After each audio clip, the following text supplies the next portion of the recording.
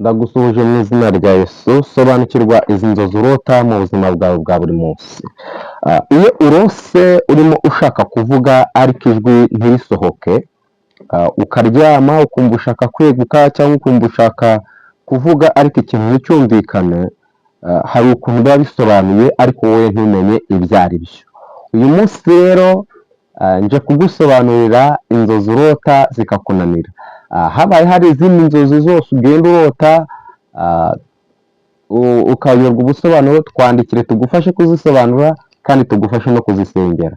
Inzozi ni kimwe mu bintu Imana yereka abantu kugira ngo ibamenyeshe inzira bari gucamo, cyangwa se mu gihe Satani ashaka kugutera ibitero kugira ngo ujye mu murongo utari mwiza Imana igushakamo.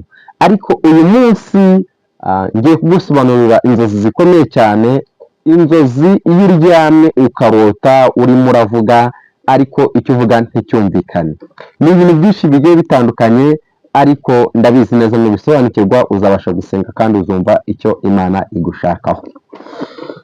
Ikintu cya mbere rero, uba ufite muri wowe, uba ufite umwuka w'ubwoba. Uba ufite umwuka w'ubwoba wo kubasha gusobanura ibintu uko bigiye biri, cyangwa se ibintu uko bigiye bimeze mu buzima busanzwe. Iyo umuntu afite umwuka w'ubwoba, akenshi ntabwo agera ku iterambere rye nk'uko bikwiriye.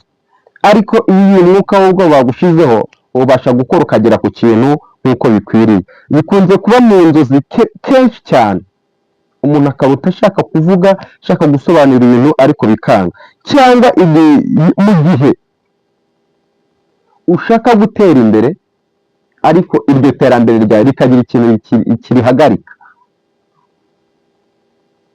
Hari uburyo umuntu aba ashaka gutera imbere, ashaka kugira ikintu akora ariko bikanga, akagerageza.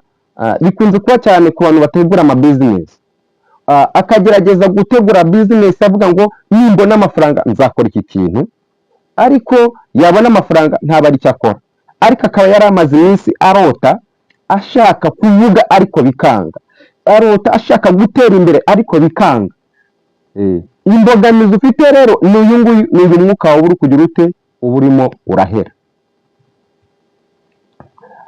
Akenshi iyo urose izi nzozi, ntabwo ari igisobanuro kimwe kiba kibumbiye muri izi nzozi, ahubwo ni ibisobanuro byose biraza gukunda kandi biraza. Ikindi gisobanuro kirimo rero, iyo urose uri kuvuga ariko bikanga, hari ikindi kintu bisobanure. Bishobora kukugaragariza uburyo uhagazemo mu mwuka. Uburyo uhagazemo mu mwuka, hari igihe Satani aba ashaka kugutera ubwoba kugira ngo utagira ikintu uvuga cyangwa ngo ugire ikintu ukora, ahubwo ukomeza ufite ubwoba cyane aho ngaho nta kintu ushaka gusobanura. Hari ikindi, nk'umuntu mu buryo bwo gukora mu buryo bw'agakiza, umuntu akaba afite ibintu byinshi muri we, akaba yumva afite n'ijambo ry'Imana ariko bikanga, akabura ikintu yakora kugira ngo agire ute, arisobanura.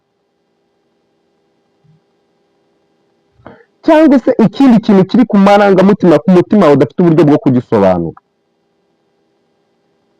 Nurota izi nzozi, ukaba urose izi nzozi, kuvuga byanze ariko ushaka kuvuga, bifite ingingo eshatu zikurikira. Icya mbere, kuba Satani ari kugutera ubwoba, adashaka ko ugera ku iterambere, kukudindiza mu iterambere. Icya kabiri, uburyo uhagaze mu buryo bw'umwuka, Satani adashaka ko ubasha kuvuga cyangwa se gusobanura ibintu bikurimo, ibintu birimo biragukoresha.